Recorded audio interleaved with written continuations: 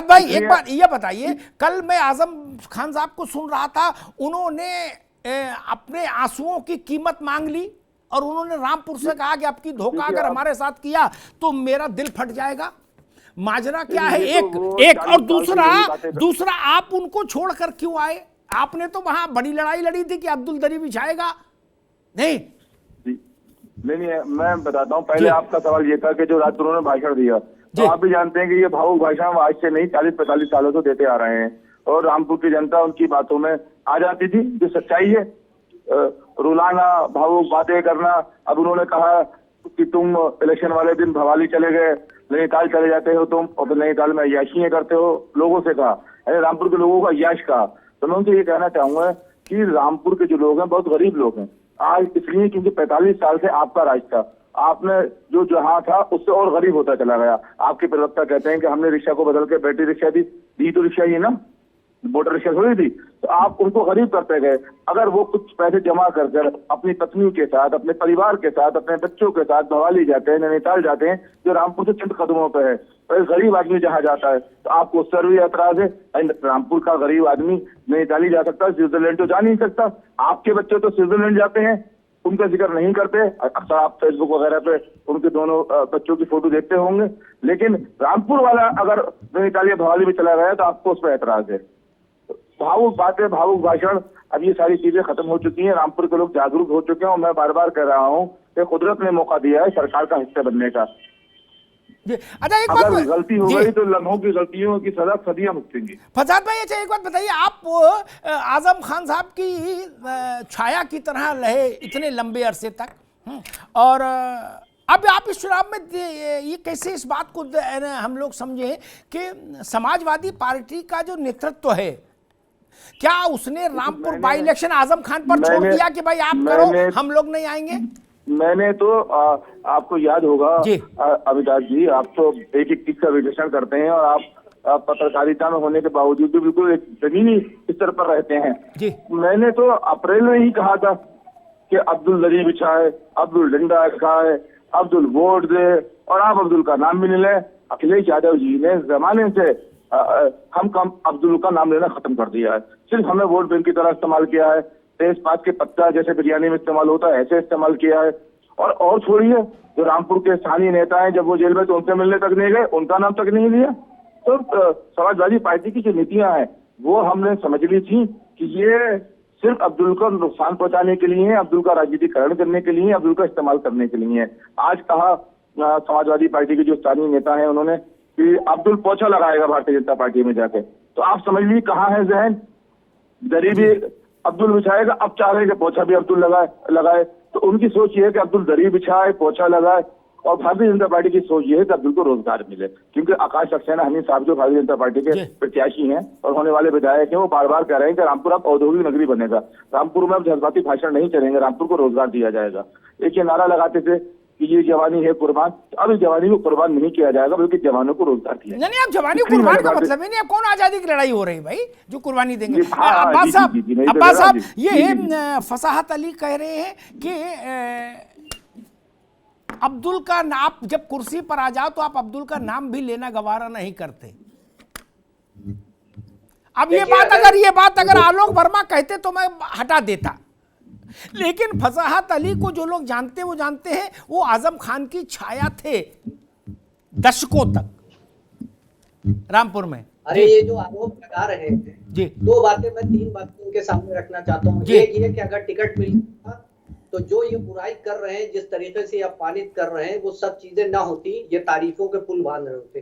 दूसरी चीज ये है कि अगर ये कुर्सी पे पोछा लगाने की बात कर रहे हैं, फर्श पे पोछा लगाने की, तो ये भारतीय जनता पार्टी में गए तो कौन सा इनको सोने की उस कुर्सी के ऊपर बैठाया जाएगा, ये अभी समय बता देगा। इनको भी इस्तेमाल किया जा रहा है, ये भी फुटबॉल की गेंद की तरीके से हो गए हैं। लेकिन मैं कुछ कहना नहीं चाहता हूँ। बहरहाल जो भी है, समय अपना चक्र चला रहा है, वो समय अपने उस पे आके खुद ही बता देगा सब चीजों को। आरोप और प्रतिरोध जाने के बाद लगाना, और आप वही इसका साया बने हुए कमियां आपको आने लगी हैं, तो हम तो समझते हैं कि आप जहां गए। शहजाद भाई कुछ कह रहे हैं, शानू कुछ कह रहे हैं, सुन लीजिए। हाँ, दोनों को 2 विंडो में रखिए जी। जी, जी जी हेलो, हाँ भैया इन्होंने अभी कहा, फसाद अभी इन्होंने कहा कि सपा के प्रवक्ता जी ने टिकट नहीं मिला। जी। चलिए मैं यही मान लेता हूँ कि मेरा हक नहीं था टिकट पर। मैंने, आप जानते हैं किस कदर लड़ाई लड़ी है, एक छाया की तरह रहा हूँ मैं, किस कदर मैंने मेहनत की है, किस कदर मैंने, किसको आपने टिकट दे दिया जो अभी पिछले दिनों लोकसभा चुनाव हारे थे, इसलिए कि वो लीडर नहीं है, इसलिए कि वो लीडर नहीं है और आप चाहते नहीं तो कोई लीडर बने। जिनकी रामपुर में कोई सम्मान नहीं है, जिनको कोई सलाम दुआ नहीं करना चाहता है, आपने उनको टिकट दे दिया सिर्फ रबर स्टैम्प की वजह से, ये दिखाने की वजह से। अगर ये सवाल है तो क्यों नहीं दिया टिकट आपने अब्दुल को? आपने अब्दुल के बयान पे एक राज्यसभा सदस्य बनवा लिया, 2 एमएलसी बनवा लिए। मैं तो आज भी वहीं खड़ा था। भारतीय जनता पार्टी ने आपको क्यों नहीं टिकट दिया? सवाल ये है, सवाल ये होना तो चाहिए भारतीय कि जनता पार्टी में मुझे गए हुए जुम्मा आईटी में नहीं हुआ है। आपकी समाजवादी पार्टी में लगभग पूरी जिंदगी फना कर दी मैंने, तो टिकट का हक मैं आपसे कह सकता हूँ, आपकी पार्टी से कह सकता हूँ। भारतीय जनता पार्टी में तो अभी मुझे गए हुए जुम्मा आईटी में नहीं हुए हैं, मैं उससे टिकट कैसे मांगूंगा? अच्छा एक बात बताइए, 1 तारीख को अखिलेश जी संभल आ रहे हैं, क्या रामपुर आ रहे हैं इलेक्शन में? अब्बास साहब बताइए। जहां तक मुझे लगता है कि वो नहीं आएंगे, क्योंकि उनकी भी एलआईयू है, उनको भी मालूम हो चुका है कि रामपुर का माहौल बदल चुका है, उनको भी मालूम हो चुका है कि रामपुर में भारतीय जनता पार्टी की ऐतिहासिक जीत होने जा रही है। तो अपने जो लीडर होते हैं वो ऐसी जगहों पर जाने से बचते हैं। अब्बास साहब बताइए, 1 तारीख को अखिलेश जी संभल जा रहे हैं अपने एक उसमें एक पार्टी के नेता के विधायक के यहाँ शोक में, परिवार में, वो सब वहां जाएंगे रामपुर के नहीं? क्योंकि संभल और रामपुर तो एक ही है, बहुत दूर नहीं। अच्छा नावेद शिको, आपको क्या लगता है जाएंगे कि नहीं जाएंगे? क्योंकि ये बड़ा मैटर होगा। हाँ जी, मुझे लगता है नहीं जाएंगे, क्योंकि वहां पर हमें जो जानकारी मिली है वो सिर्फ आजम खान साहब के ऊपर छोड़ दिया गया है वो चुनाव, और उसमें वो किसी भी तरह से कोई अपनी उपस्थिति शायद दर्ज नहीं करे, क्योंकि उनका कंसंट्रेशन मैनपुरी पे ज्यादा है। एक चीज मुझे लगती है फसाद भाई, इसे मैं एक चीज पूछना चाह रहा था कि वो जब आए थे, क्रांति के साथ आए थे, जज्बातों के साथ, एक बगावत के साथ आए थे, तो वो आजम खान साहब के लेकर इतनी हमदर्दी लेकर आए थे कि मतलब वो आजम खान से मोहब्बत के जज्बात फूट रहे थे। मुझे कह रहे थे आजम साहब को इग्नोर किया अखिलेश यादव ने, इसलिए हम नाराज हैं। आजम साहब के लिए जो करना चाहिए था वो उनकी लड़ाई अखिलेश यादव से थी, और इतनी हमदर्दी थी आजम खान साहब से, तो कहते थे उनको बिल्कुल किनारे कर दिया गया है। तो ये कौन सा खेल हो गया कि आजम और अखिलेश में तो कोई मनमुटाव नहीं, यही साइड हो गए, या फिर बाद में टिकट की डिमांड करने लगी? तो ये बड़ी अजीब बात लग रही है। हेलो जी फसाद। हाँ, आपने सवाल अच्छा किया है, मैं इनका सवाल सुन रहा था।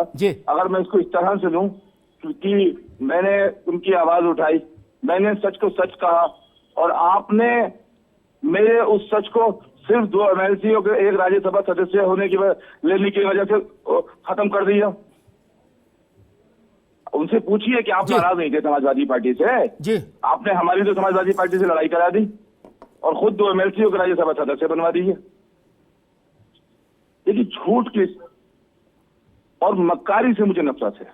मैंने पूरी ईमानदारी से समाजवादी पार्टी का साथ दिया था, पूरी ईमानदारी समाजवादी पार्टी के साथ रहा था, लेकिन यहाँ तो पूरा ऐसा लग रहा है कि षड्यंत्र हो रहा है। सिर्फ राजनीतिक जो लड़ाई थी, जो अब्दुल की मेरी लड़ाई थी, आपने उसको बेच दिया।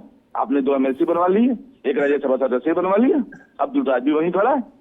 एक चीज पूछनी थी, कोई मुकदमा तो आपके ऊपर नहीं हुआ है? नहीं, बहुत मुकदमे थे, फसाद के ऊपर मुकदमे थे, बहुत सारे मुकदमे हुए, जिला बदर हुए, अगर मैं सही याद कर रहा हूँ। फसाद है ना? नहीं, सही जी, सही बात है। हाँ, इसलिए देखिए एक बात को जान लो, वो तो न्यायालय तय करेगा क्या होगा, वो तो एक अलग मैटर है। जी भैया बताइए।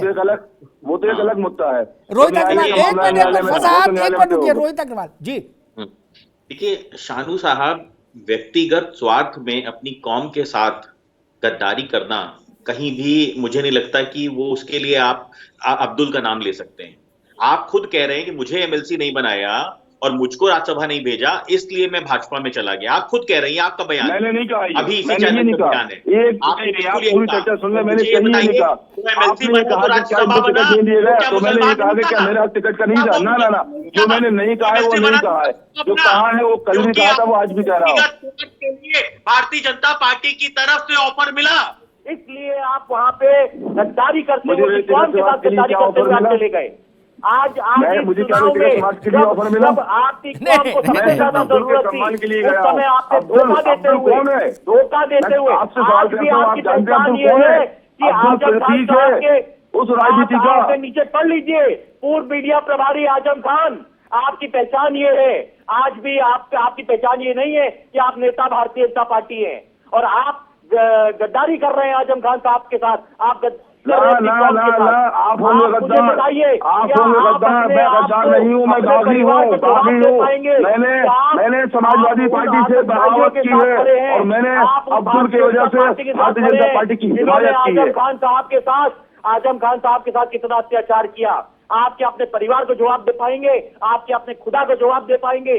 क्या आप उनके साथ आज खड़े हैं जिन्होंने आपकी कौम के ऊपर अत्याचार किया? मैं रुकना, सबको रोकूंगा। भाई देखो, कौम और खुदा बहुत बड़ी चीज है। नेता चुनाव आते जाते रहेंगे, कोई। मैं अमिताभ जी इनकी बात का जवाब देता हूँ, मैं जवाब देता हूँ। अभी तक मैं कहना नहीं चाह रहा था, मैं जवाब देता हूँ इनकी बात का। इनसे पूछिए, दुनिया के सबसे बड़ी मुकद्दस किताब हमारे लिए कुरान शरीफ है।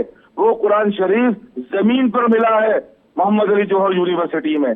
अगर किसी के भी अंदर ईमान है और कोई मुसलमान है तो कभी भी इस पार्टी के साथ और उस नेता के साथ नहीं रहेगा जिसने कुरान शरीफ को जमीन पर रखा है। चलिए, अब ये एक नया विवाद हो जाएगा, मैं इसमें अभी नहीं पढ़ना चाहता। किसी भी धार्मिक पुस्तक का अपमान नहीं होना चाहिए, मेरा व्यू ये है। कोई भी किसी भी धर्म का प्रतीक चिन्ह हो, सिर माथे,